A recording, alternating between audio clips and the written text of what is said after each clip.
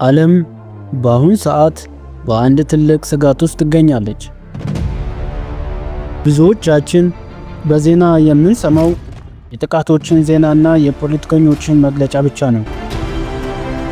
ነገር ግን ከነዚህ ክስተቶች ጀርባ የማይነገሩ እጅግ አስገራሚ የሆኑ የስለላና የሴራ ምስጢሮች አሉ።